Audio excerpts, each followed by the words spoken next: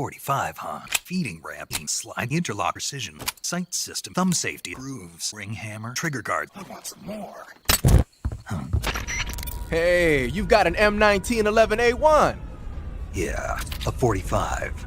50 years since the Army adopted the first model, and they're still using them. It's a real gem of an automatic pistol. But aren't you gonna need more than just one little handgun? Not at all. When you're in a tight spot or fighting in close quarters, sometimes a handgun works better than a rifle. And if I equip a knife at the same time, I can instantaneously switch over to hand-to-hand combat. I see.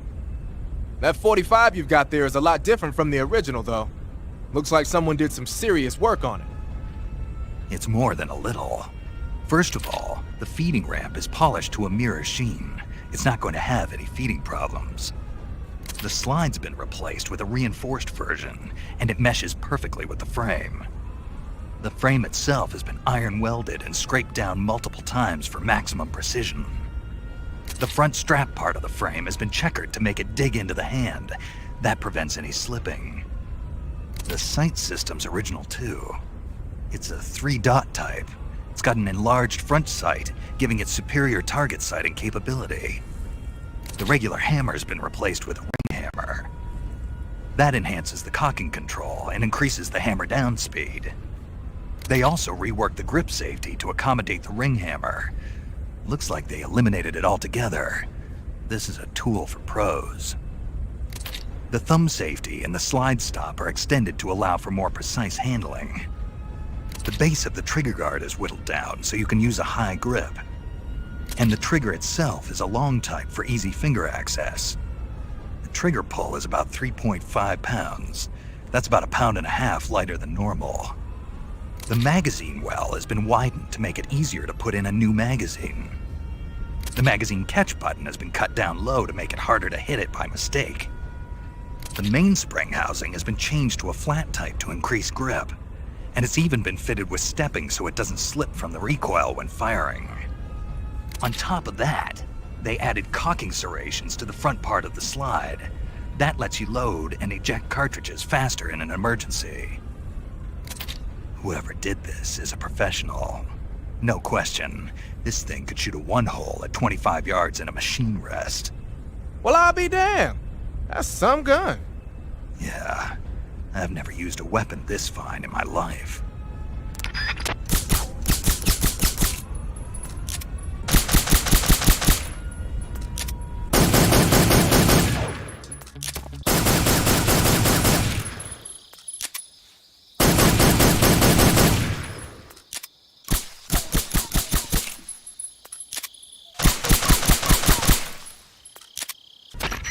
Snake, what do you have in your hand?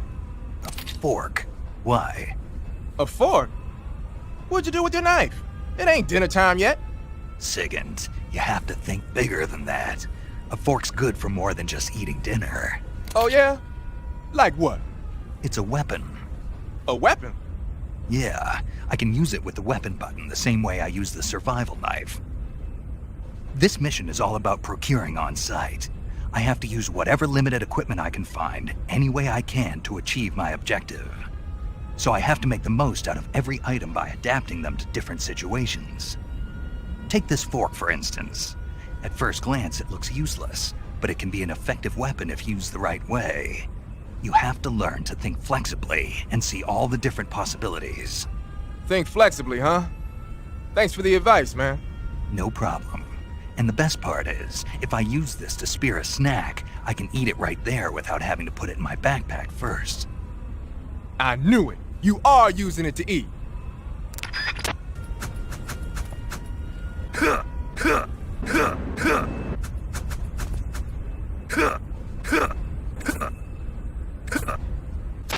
So, you found yourself a cigarette-shaped narcosis gun. The cigarette-shaped narcosis gun is just what the name says, a sleeping gas gun shaped like a cigarette. It must be a test model that Grannon's lab is working on for KGB spies. Equip it and press the weapon button to fire sleeping gas. It's got a short range, but any enemy that gets hit by the gas will be knocked out cold.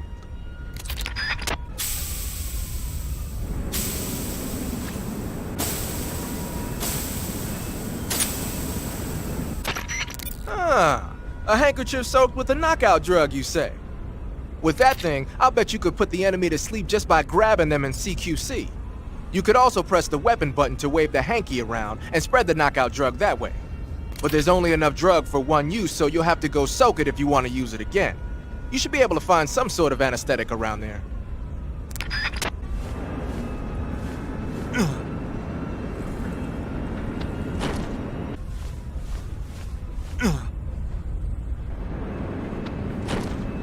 You say you're using a single-action army. The single-action army was first manufactured in 1873. It's been in production ever since then, except for a short hiatus. People started calling it the single-action army after the army adopted it as their official sidearm in 1875. It's also sometimes called the Peacemaker, owing to the fact that a lot of sheriffs used it to keep law and order in the Old West. There are a lot of different models. The one you've got is probably the black powder model. The single-action army uses 45 long Colt rounds. It's powerful enough to fire a 255-grain bullet at an initial velocity of 800 feet per second. The muzzle energy is almost 10% higher than the 45 ACP bullets the M1911A1 uses. You want stopping power? You got it. The only thing is, it takes a while to reload. This is a gun with history. You can do all sorts of tricks with it. Why don't you practice with it for a while? Go into first-person view and use the right stick.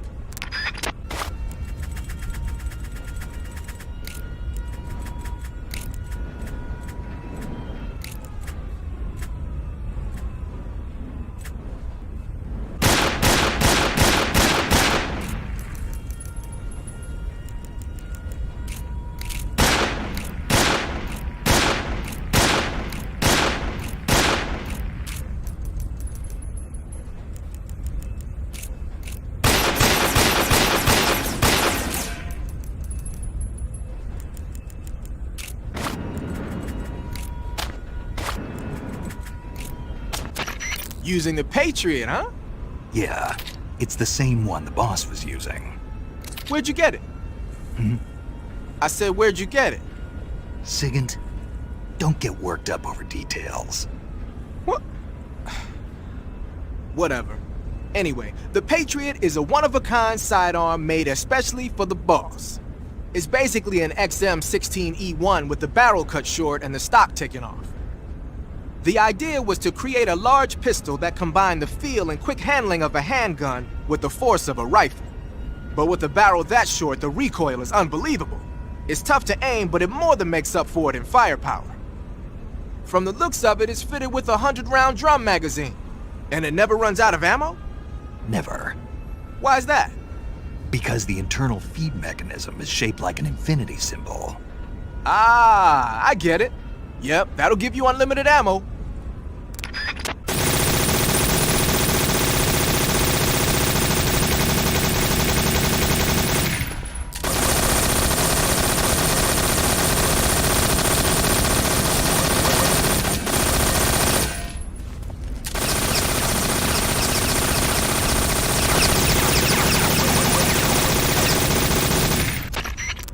Got yourself an AK-47, huh? The AK-47 is the official assault rifle of the Soviet Army. The first model was completed in 1946, and in '49, it beat out all its competitors to become the standard assault rifle of the Soviet military. It uses 7.62mm by 39 rounds developed in 1943, and a 30-round box magazine originally designed for a different assault rifle. You can aim it from the shoulder by equipping it in first-person view and holding down the aim button. It's sturdy and extremely reliable with high power and precision. There's no better assault rifle in the world.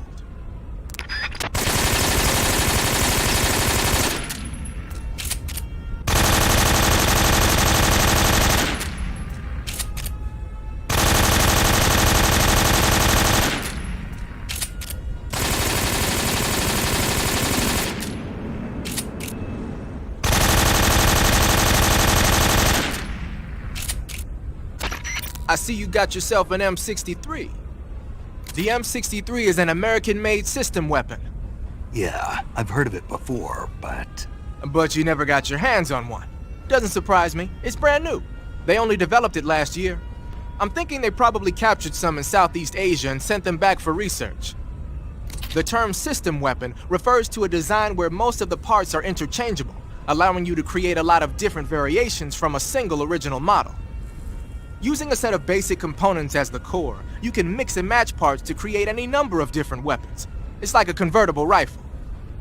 By switching barrels and magazines around, you can make everything from an assault rifle and a carbine to a light machine gun and even a belt-feeding medium machine gun.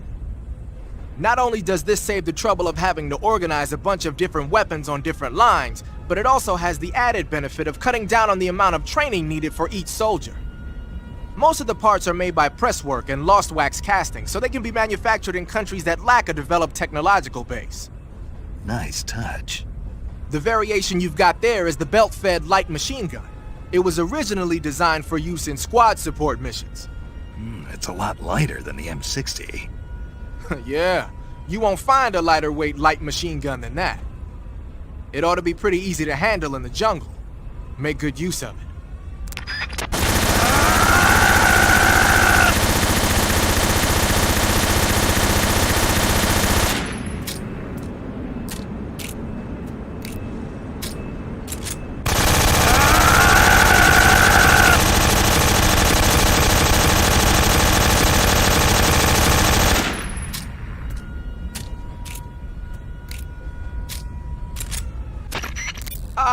I see you got yourself an M37. The M37 is a 12-gauge pump-action shotgun. Don't expect any kind of accuracy from a distance, but one blast will send the enemy flying, and it's got some serious firepower too.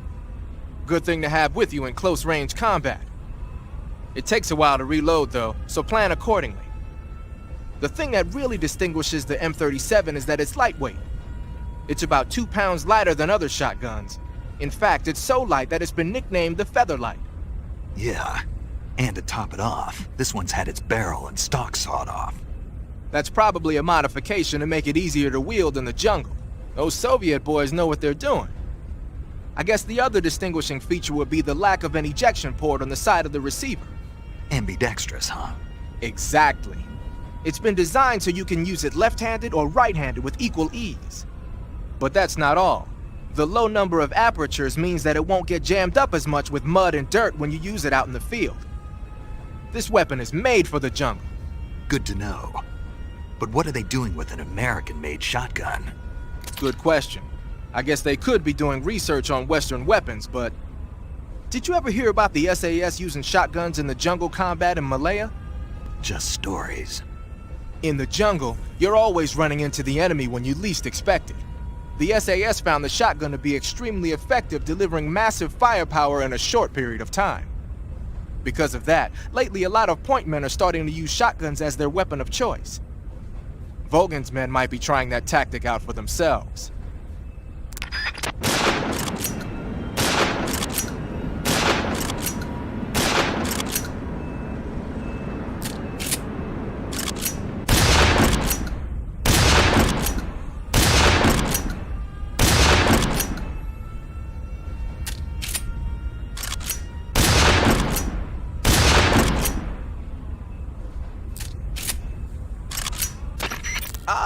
You've got an SVD. That's the Soviets' top-of-the-line semi-automatic sniper rifle, adopted just last year. SVD stands for the Russian words that mean Dragunov Semi-Automatic Sniper Rifle. For a long time, the standard Russian sniper rifle was the Mosin Nagant. But at the beginning of the 1950s, when Soviet troops started carrying automatic rifles and assault rifles, the need for an automatic sniper rifle increased. The SVD was developed to fulfill that need. It can use the same ammo as the Mosin Nagant, 7.62mm by 54 rim cartridges, but they developed a new type of ammo with a tighter firing pattern to go along with it. I heard that these new rounds have a steel core and are 2.5 times more precise than regular rifle bullets. Nothing can match that thing in terms of precision. Try it out for yourself and see how powerful it is. When you equip a sniper rifle, you'll go straight into first-person view. Once you're in position, press the aim button to look through the scope. The trigger is the weapon button as usual. You can change the magnification on the scope by pressing the action button. You can fire from a standing position, but your aim will be a heck of a lot steadier if you're lying down. Try it out.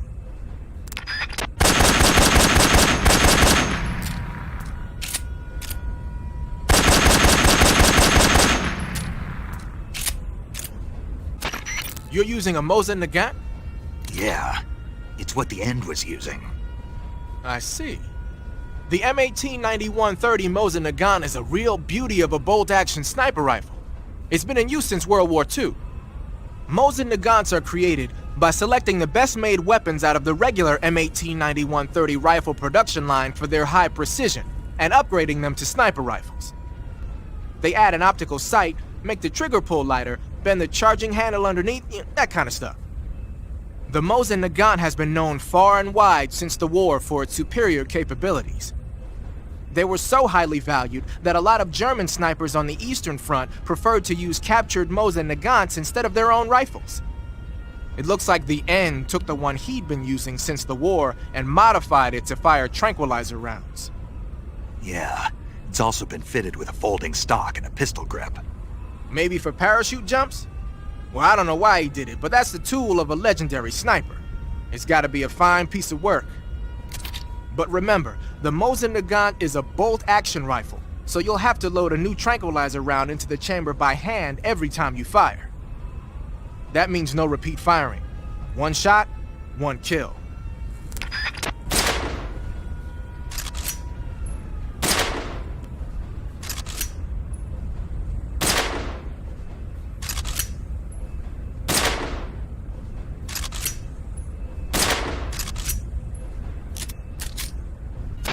A torch? A little primitive, but a light's a light. From what I can tell, that torch is made of white birch dipped in turpentine.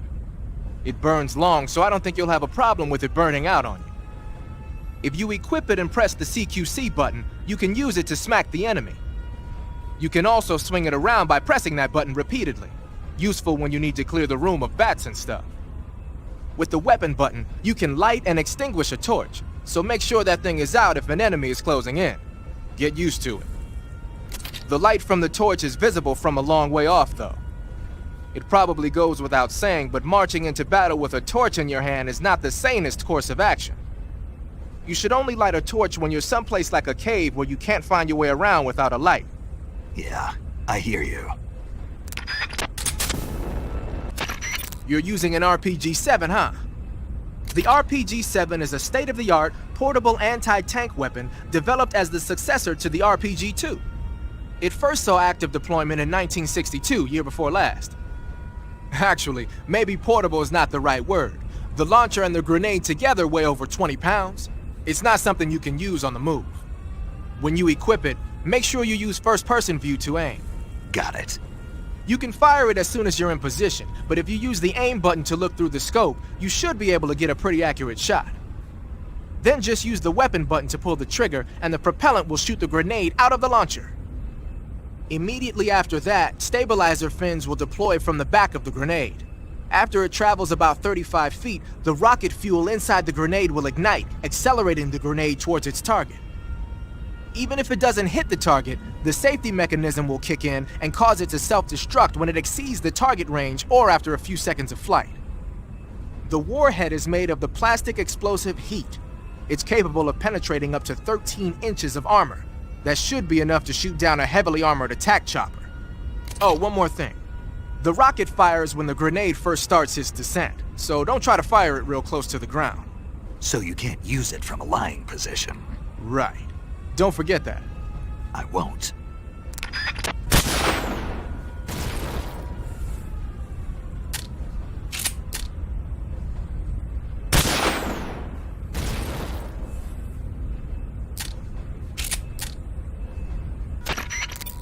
You're thinking of using a white phosphorus grenade. Like the name says, a white phosphorus grenade is one that uses white phosphorus to create an incendiary effect. White phosphorus grenades were used by the US military during World War II. Back then they were known as Willie Pete's, after the first two letters of white phosphorus. The one you've got there is probably the exact same thing. White phosphorus is a white, waxy substance that spontaneously combusts when it reacts with oxygen.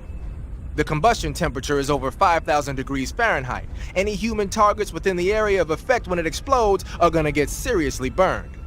Just make sure you don't accidentally set yourself on fire. If your body does catch on fire, either plunge into some water or take off the burning clothes and put on new ones.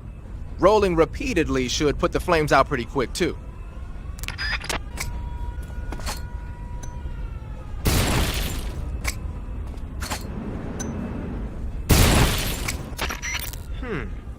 I've never seen a grenade like that one before. There are two basic types of grenades. Fragmentation grenades, which use shrapnel to kill or maim the target, and explosive grenades, which use the blast from the explosion as the offensive means. But the grenade you've got there isn't either of those. My best guess is that it's meant to knock the enemy out without hurting them.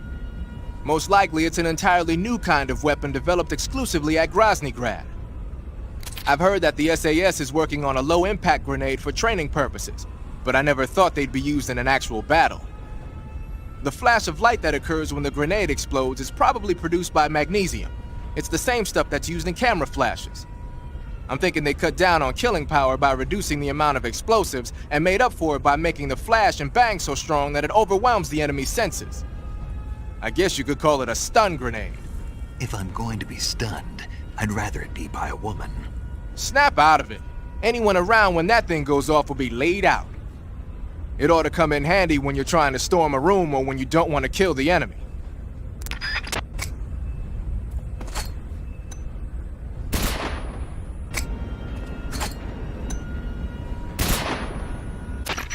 Looks like you've got some TNT. TNT is short for trinitrotoluene, a pale yellow crystalline compound made from a trinitrified mix of nitric acid and sulfuric acid. It's used throughout the world as a military explosive. It has a low sensitivity and is chemically stable, making it easy to handle. It's also got a low melting point and can easily be shaped by boiling or steaming it. But because the sensitivity is so low, you need a booster to actually get it to explode. No problem. It came with its own remote control detonator. Good. Then all you have to do is press the weapon button to place the TNT, and then press the CQC button to set it off. The map screen in the survival viewer will display the locations where you've planted TNT. Take warning though, the radio signal for the detonator is pretty weak. Don't forget that pressing the CQC button will only set off TNT that's planted in the same area.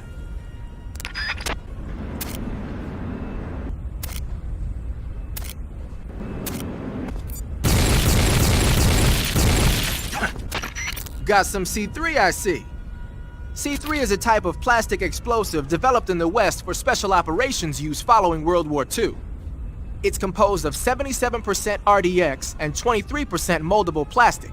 Like Eva was saying, you can mold it into different shapes like clay. C3 is less volatile than TNT, so a little heat or shock won't be enough to set it off. It's extremely easy to handle and highly effective. Looks like Eva set up the detonators with a special timer mechanism. Yeah, she made it so that when the timer hits 0, all 4 charges will detonate at the same time. Did she now? Then you better wait until you plant all 4 charges on the liquid fuel tanks before you start the timer. And remember, you only have enough C3 to do the job. Don't go sticking that stuff anywhere but the liquid fuel tanks in the hangar, got it? Got it.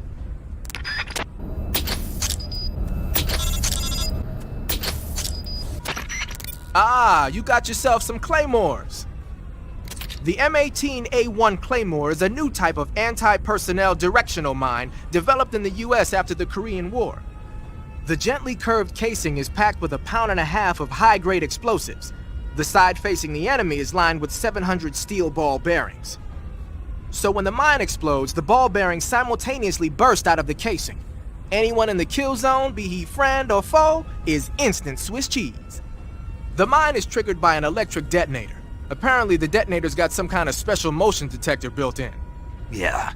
When the mine is planted, it reacts to anything that comes close and automatically explodes. Just make sure you don't trip your own mine or something stupid like that. I'll be careful. You can pick up a planted Claymore by crawling over it.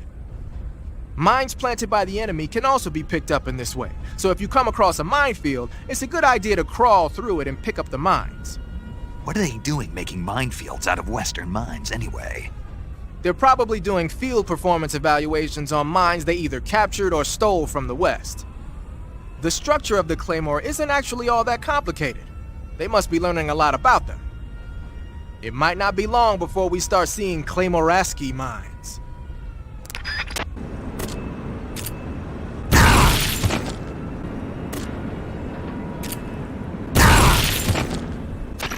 Hey, you got a Mousetrap! That Mousetrap is a portable tool for capturing small animals alive.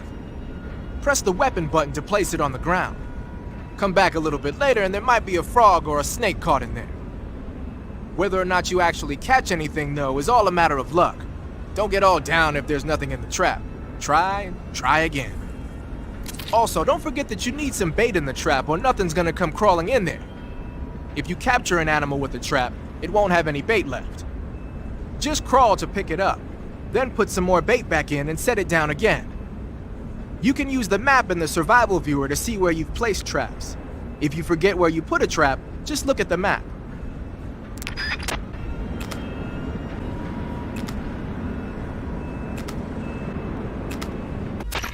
Ah, you're using the survival knife. Yeah, this thing provides me with all the bare essentials I need to survive in the field. Hey, wait. What'd you do with the knife I made you? That was a work of art. It had matches and fish hooks and thread and stuff in the grip. Sorry to have to tell you this, but that thing is useless in a fight. No way. Really? Yeah, when the grip is hollowed out like that, there's not as much space to stabilize the blade. So the joint between the blade and the grip is weaker. That makes it easier to break. I get it. You're right. With your knife, you don't have to worry about it breaking no matter how much you swing it around. So the important thing is durability. Man, I gotta write this stuff down. Next time, I'll make it so the matches and fish hooks go in the sheath instead. Huh.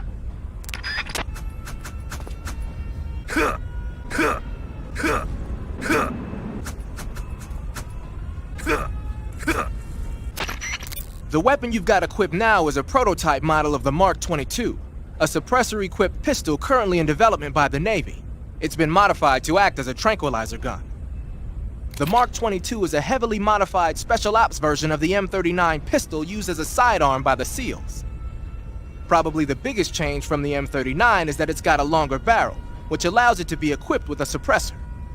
And it uses a slide lock mechanism. That makes it a lot quieter, but it also means you have to load a new round into the chamber by hand every time you fire. It's also fitted with tall, adjustable sights, so you can use the front and rear sights to line up your shot even with a suppressor attached. Looks like they got rid of the magazine safety too. Good eye. That feature wasn't too popular with guys like you who know their guns. The shear release lever's been taken off as well, meaning the hammer won't fall even with the safety on. So I can just cock and lock. That, and you get the added bonus of not having any mechanical noise from decocking, even with the safety on. The perfect pistol for a sneaking mission, huh?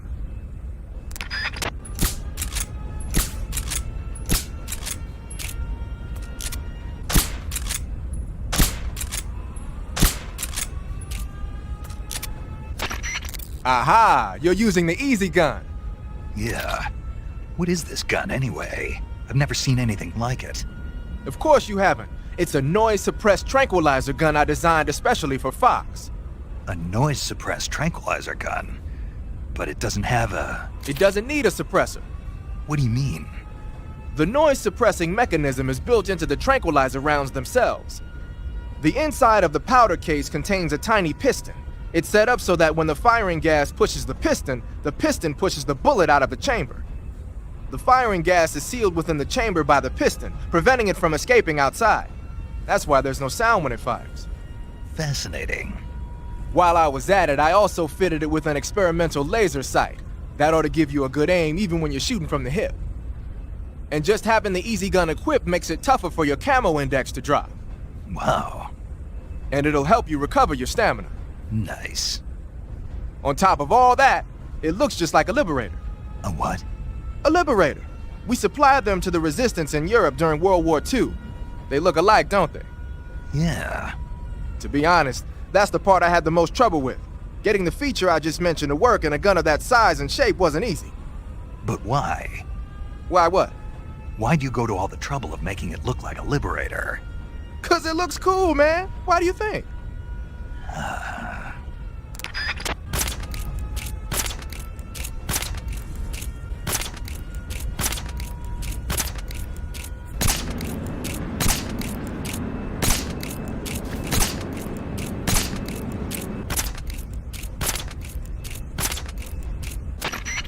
I see you're equipped with a Scorpion. The Scorpion is a new type of small submachine gun made in Czechoslovakia. I've heard of it, but... But you never used one, right? Well, they only started making it 3 years ago, after all. There are a bunch of different models of Scorpion. What kind of rounds does that one take? 32 ACP. Then it's gotta be the VZ-61. The Scorpion is different from a lot of other submachine guns in that it operates on a closed bolt system. So you get a high degree of precision even when firing in semi-auto mode. Another special feature on the Scorpion is the rate reducer, a mechanism that also functions as a shock absorber. What it does is lock the bolt in place for a split second when it's in the rearward position. That keeps the firing rate down to a reasonable level, and also helps make the gun easier to control when firing in full auto mode. The Scorpion's firing rate is 750 rounds per minute. It ought to be a heck of a lot easier to control than the Mach 11, which has a rate of 1,200 rounds per minute. You should be able to handle it with one hand no problem in semi-auto mode. In full auto mode, you could probably manage short bursts. And it looks like that one's fitted with a laser sight, too. The Soviets probably developed this one on their own. You can't use the aim button to aim from the shoulder, but with the laser sight accuracy, it shouldn't be that big of a problem.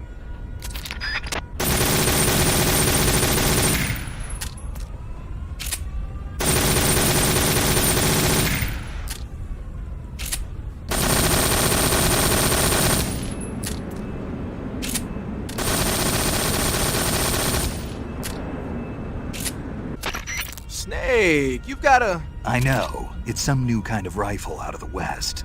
Looks kind of like a black rifle.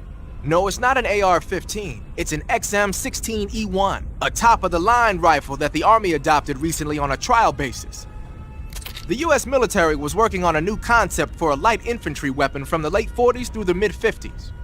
In the end, they decided they wanted a .22 caliber high muzzle velocity rifle with full auto capability. What they came up with was the AR-15, the so-called black rifle. The one you've got there, the XM16E1, is a modified AR-15 that's been fitted with a bolt forward assist. I heard they're doing performance evaluations down in Southeast Asia. So they captured one in Vietnam and brought it here? That's my guess. But that thing looks a lot different from a regular XM16E1. There must have been a gunsmith present at the field test who made all these modifications on the spot. The fact that it's painted in camouflage colors shows that more and more people these days are starting to realize the importance of camouflage. They made it so it takes a suppressor, too. Yep, that's a nice feature to have for a recon unit on a sneaking mission deep in enemy territory. You can attach and detach the suppressor by opening the weapon window and pressing the enter button. Oh, and the firing mechanism's been modified to enable 3-shot bursts. Why the hell would they do that? These days, a lot of new recruits aren't used to firing in full auto mode. They have no trigger control and end up emptying the whole clip at once. Maybe they were experimenting with ways to prevent that and came up with the burst mechanism as a possible solution. Stupid idea, if you ask me. Hey, give it a chance. It might come in handy. Open the weapon window and press the action button to switch between semi-auto, full auto, and 3-shot burst modes. Have fun with that.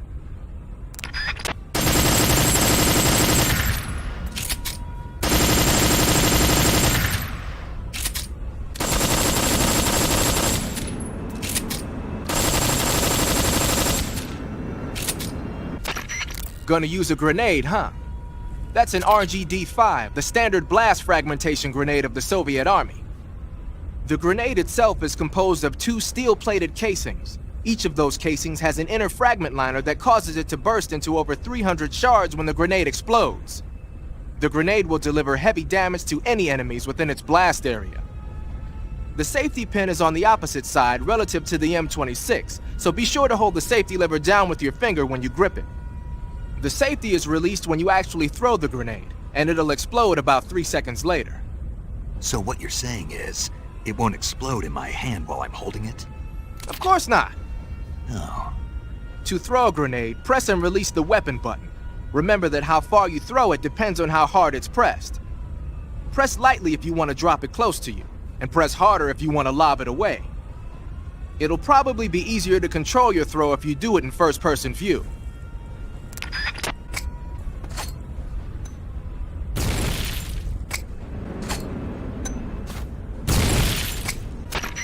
Thinking of using a smoke grenade, huh? As you might expect, smoke grenades can be used to create a smoke screen. The combustion agent is a mixture of zinc oxide, ammonium chloride, aluminum, and some other stuff. When it explodes, it releases a thick cloud of grayish-white smoke that resists dispersion. That should provide some nice cover. The smoke will confuse the enemy by blocking their field of vision. That'll help you out when you're trying to make a quick getaway. It also works the other way around. You can use it as cover to sneak up on an enemy position. The smoke screen should work just as well when you're being chased by dogs, too.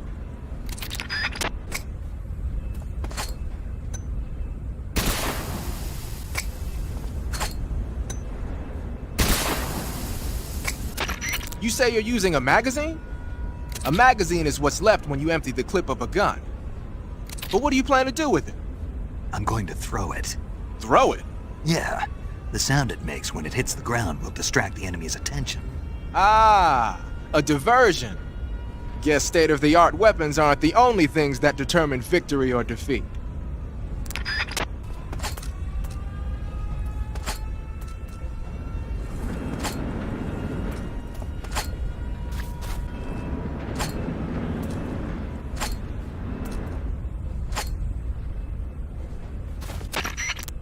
I see you've picked up a directional microphone.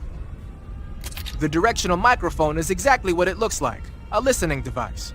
When you equip it, you'll go into first-person view and the mic will pick up sounds in whatever direction you point it in. The directional microphone will let you hear a lot of things you couldn't hear otherwise, like really soft noises and the footsteps of faraway enemy soldiers. You ought to find it useful when you want to know whether there's an enemy on the other side of the woods or something. Try it out.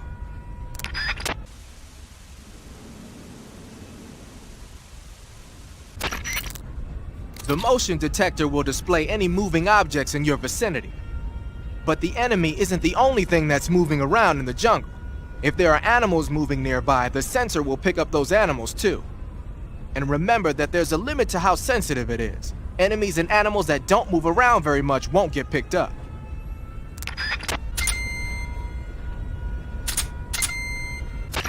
Hey, what's that you're wearing? Night vision goggles. This gadget lets me see in the dark by amplifying light and displaying it as images. Amplifying light? That's what it looks like to me. Well, I'll be damned. They're working on something like that here in the States, but so far it's not viable unless it's coupled with an infrared searchlight. And now the Russians have something you can carry with you. Anyway, those goggles should give you a decent visual range even in dark places. But don't look at anything bright like fire or it'll get burned into your eyes and you won't be able to see for a while. Be careful. Don't ruin the only eye you got left. Hey, what's that you've got there? Thermal goggles. From what I can tell, they detect and display sources of heat. You're kidding me. They actually made a passive infrared night vision device small enough to carry around with you? What, is that special or something? Is it special? Here in the West, we've just barely got the technology to install it on aircraft. So that's what that thing is they put on the gunship. But doesn't the Army have something like that for driving vehicles at night? I thought I saw... You mean the ANPAS-5? That's an active infrared night vision device. It fires infrared beams from an infrared projector and uses the reflections to build an image. Those goggles you've got there are completely different. Basically, when you've got those equipped, you'll be able to spot enemy soldiers in the jungle with ease, even if they're camouflaged. They might even help you find traps. But you won't be able to see the terrain as well, so watch your step.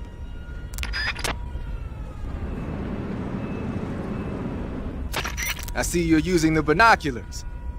Those are high-performance binoculars made especially for the military. They're completely waterproof and are filled with nitrogen gas to prevent lens fog. The eyepiece, objective lenses, and the prism have been coated to reduce glare. They ought to work plenty well even in dark places. And they're even equipped with autofocus and zoom functions. Won't find a better pair of binoculars than that. What are you, a binocular salesman? Hey, I know a good product when I see one, that's all. Huh.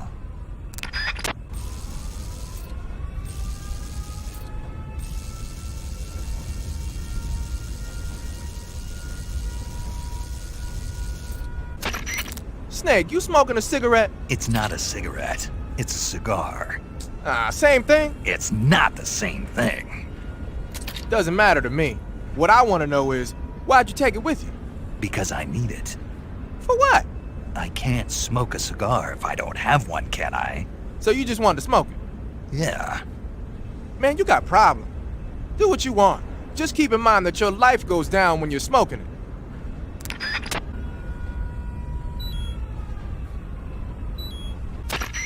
Got some life medicine, huh? Life medicine is a drug recently developed by the Soviet Union for use in battle. The components are still a mystery, but it seems to activate the body's regenerative processes and makes injuries heal faster. Well, Open the window and press the enter button to instantly replenish your life. Useful, huh? Huh? What's wrong, SIGINT? Never mind.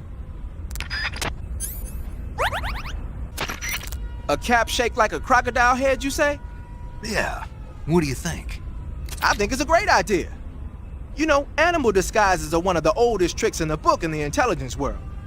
I don't know whether it's true or not, but I've heard that during World War II, the OSS used to use cow suits. Supposedly, they sent agents out to hide in herds of real cows so they could spy on enemy units as they passed by. Nowadays, I guess most people wouldn't even give a crocodile-shaped cap a second look. They think it was just a gag item. But if you use it the right way, it can be an effective weapon for spying. I gotta hand it to you, Snake. You're one sharp guy. You okay, Snake? Forget it. Huh? Snake, what are you... How does it look? It looks cool. Huh? It looks cool on you. It does? Yeah. I don't think cool is the right word. Why? What's wrong with it? What's wrong?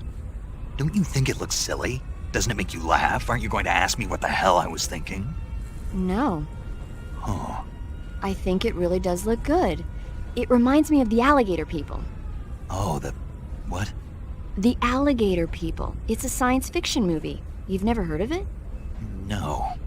Oh, well, you should see it sometime. It's about this guy who gets hurt in a car accident and tries to heal his wounds by injecting himself with a crocodile serum, but then his head turns into a crocodile head. You look just like him with the mask on. That's awesome! Right. Huh?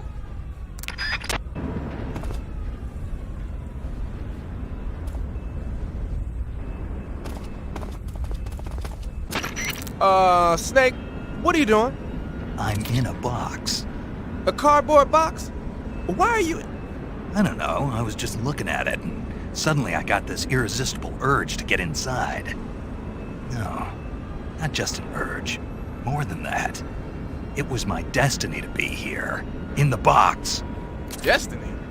Yeah, and then when I put it on, I suddenly got this feeling of inner peace. I can't put it into words. I feel safe. Like this is where I was meant to be. Like I'd found the key to true happiness. Uh-huh. Does any of that make sense? Not even a little.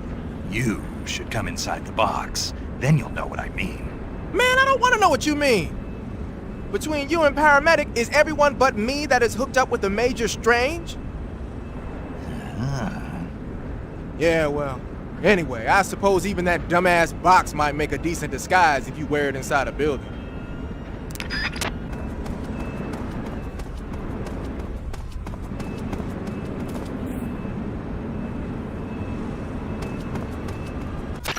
Using the anti-personnel sensor, I see. The sensor vibrates when it detects organic reactions from human targets. It's been adjusted to respond only to humans, so unlike other sensors, it'll let you ignore animals and focus only on the enemy. It'll even detect enemies that aren't moving, and you won't have to worry about it giving away your position. But on the flip side, it won't tell you the exact location of the target. Keep that in mind when you're using it. Also, remember that when you use it in first-person view, it'll only scan in the direction you're facing. Using the mine detector, huh? When you equip the mine detector, it lets you know with a sound if there are any Claymore mines nearby. A mine detector is basically a metal detector, so ordinarily it reacts to scrap iron the same way it reacts to mines. They say that only about 1 out of every 100 objects it responds to is an actual mine. Not exactly what you call reliable. So they're researching other ways to detect mines, like sniffing for molecules given off by explosives and using a kind of underground radar. One of these days, they might actually make something that works. But the one you're using is apparently set up so that it only reacts when it finds a Claymore on the ground. No need to worry about it being fooled by anything other than a mine.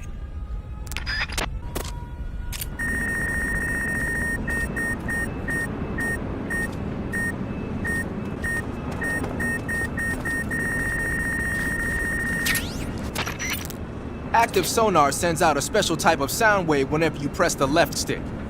It uses the echo from those waves to calculate and display the position of nearby objects. Unlike the motion detector, it'll show you objects that aren't moving. But because you're blasting out sound waves, there's a risk that the noise will alert enemies and animals to your presence. Be careful about when and where you use it.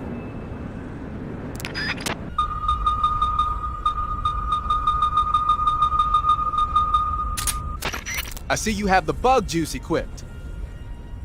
It's useful for keeping the bugs away.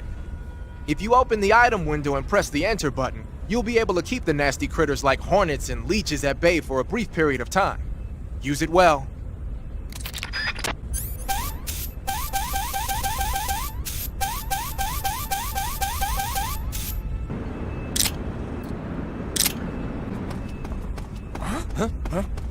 Those footsteps.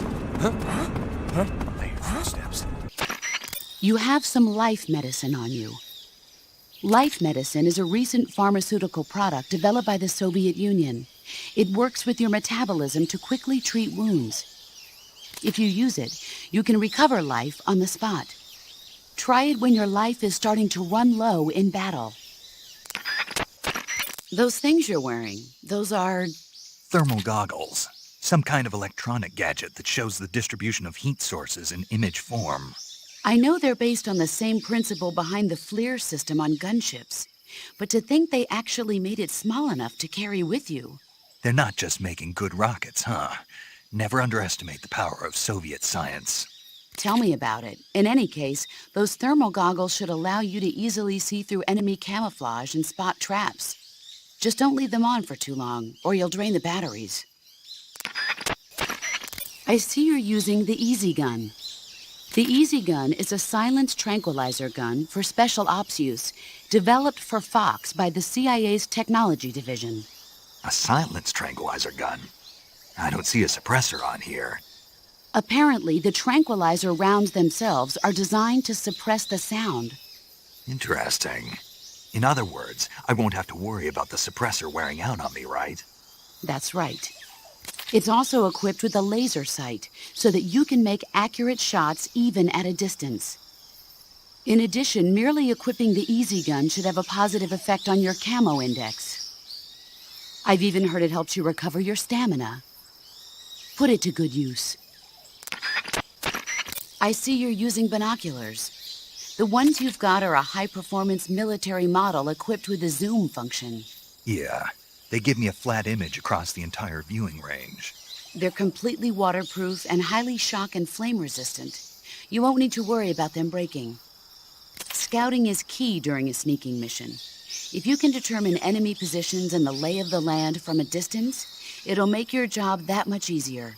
Use them wisely. Are you smoking a cigar?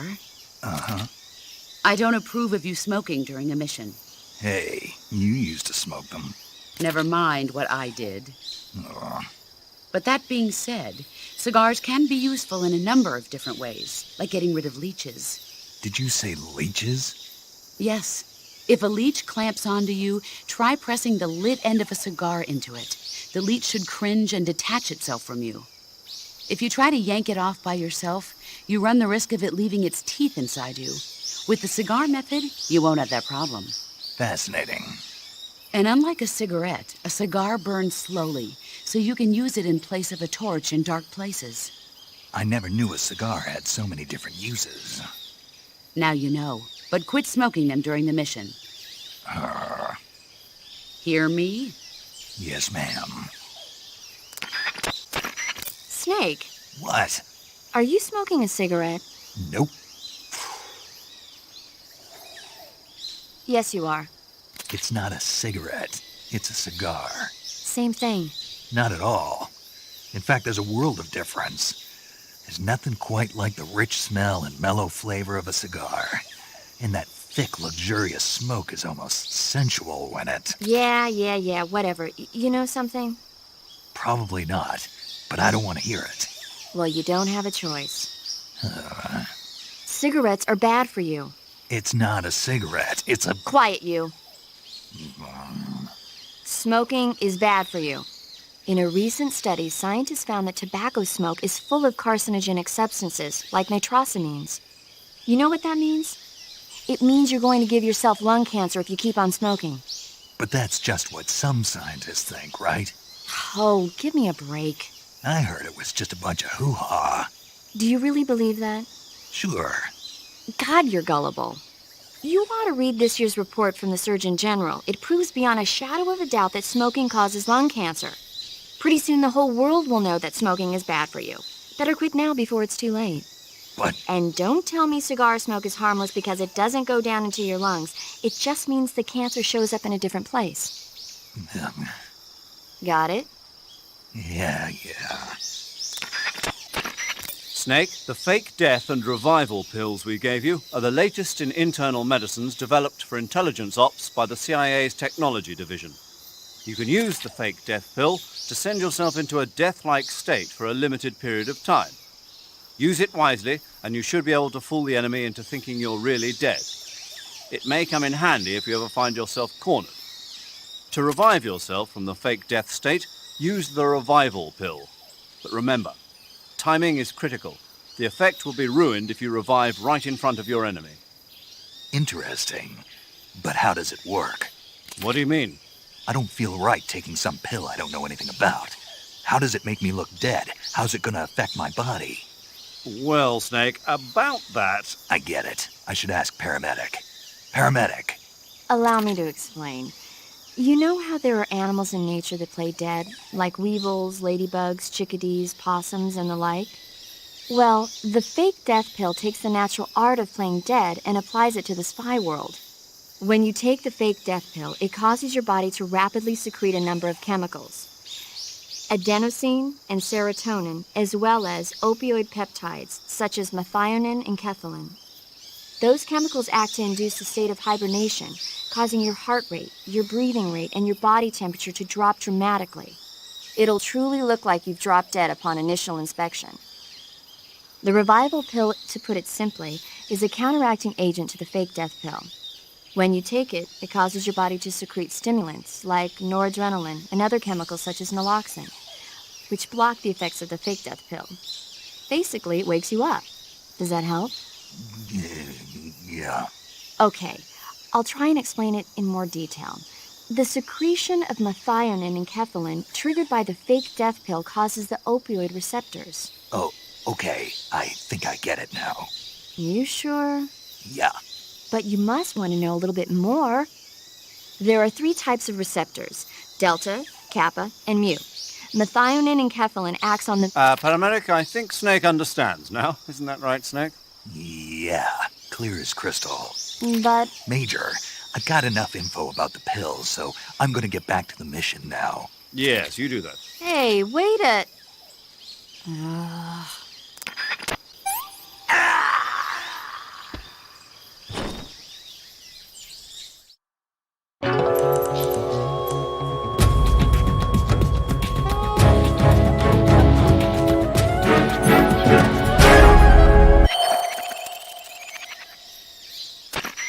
The gun you're using is a test model of a suppressor-equipped pistol currently in development by the Navy that's been modified by the CIA into a tranquilizer gun. The suppressor-equipped pistol it's derived from is itself being developed for use by special forces based on the M39. The Mark 22. That's what they're going to call it if they decide to adopt it for official use. It uses a slide lock mechanism that will keep the firing sound down to a minimum. But I'll have to reload it by hand every time I fire, right? Right. You won't be able to fire multiple shots at once, so make every shot count. Aim for the enemy's vital spots. There's talk of designing the Mark 22 to accommodate special subsonic rounds, but for this mission, you'll be using specifically designed tranquilizer rounds. In a way, these tranquilizer rounds are like miniature syringes. When one of them strikes a target, the impact causes a needle contained within to shoot out. At the same time, chemicals inside the round are mixed to create a gas, which pushes the plunger and injects the tranquilizer into the target. You can knock out an enemy immediately by shooting them in the head, but if you shoot them in the arm or leg, the tranquilizing agent will take some time to set in. Aim carefully. I see you've got the survival knife equipped. The survival knife is a necessity in the field. Press the weapon button to swing the knife. Press it repeatedly to perform a combo attack. The knife lets you kill an enemy silently, so you should find it useful when the situation calls for stealth. In addition to fighting the enemy, you can also use the knife to capture wild animals. That one knife can provide you with everything you need to survive in the field. Use it well. Ah, you've got a directional microphone. The directional microphone is a high-performance listening device. When you equip it, you'll go into first-person view, where the microphone will pick up sounds in whichever direction it's facing. By pointing the microphone into the forest, you can sometimes hear the footsteps of enemy soldiers lurking beyond the trees. In jungle combat, success depends on how well you can sense the enemy's presence. Use it wisely. You got a magazine, huh? That's an empty magazine for your guns. It can be an effective weapon itself, if you know how to use it. You mean throwing them at people? No. You can't take out an enemy just by throwing a magazine at him. But if you use the sound it makes when it lands to attract the enemy's attention... I get it. It creates a diversion. Weapons will be in short supply during this mission. If you want to succeed, you'll need to use your head. I see you found yourself an RGD-5. RGD stands for Rochnaya Granata Degtereva in Russian. It basically means hand grenade of the Degterev design. It's the standard issue blast fragmentation grenade of the Soviet Army. It's lighter than the M26. And it carries fewer explosives as well. But I'd say it's more or less equal to an M26 in terms of performance. Be careful though, the safety pin ring is on the opposite side. You'll be fine as long as you keep the safety lever pressed down with your finger. I'll keep that in mind. Blast fragmentation grenades use a combination of blast and shrapnel to kill their targets. This makes them effective against standing targets, but significantly less effective against targets lying on the ground. Remember that.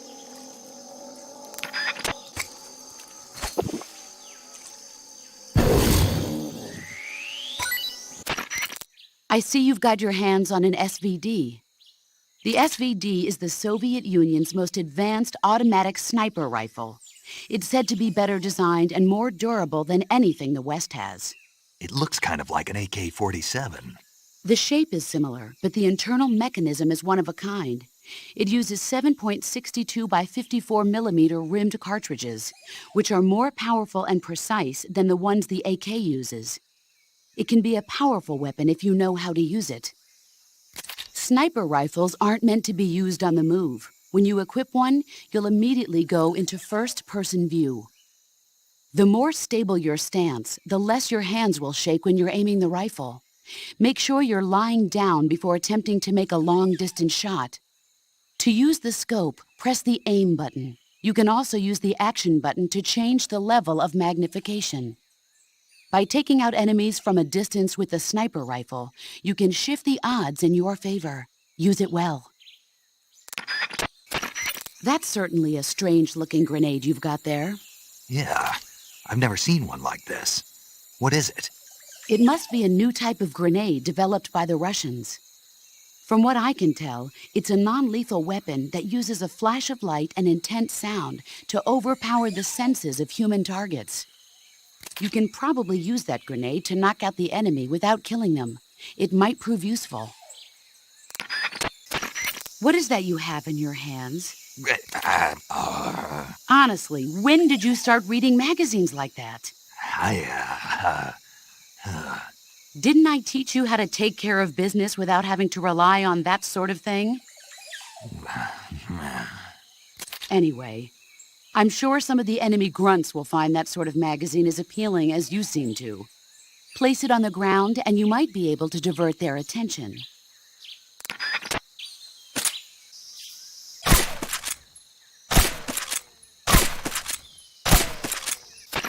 I see you've got a smoke grenade. The smoke grenade does exactly what the name implies. It creates a thick dispersion-resistant cloud of white smoke that blocks the enemy's field of vision. It should be useful when you need to make a quick getaway. Keep it in mind.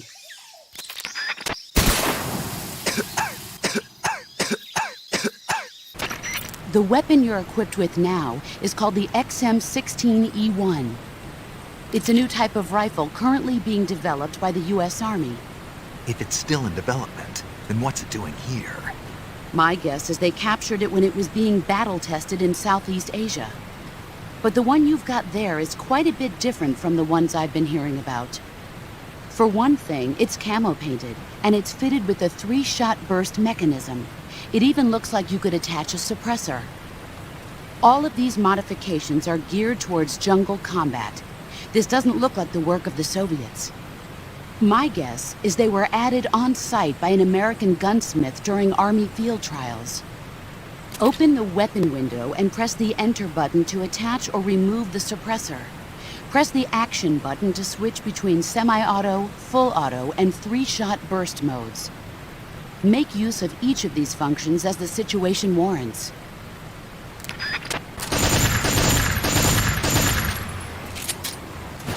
Ah!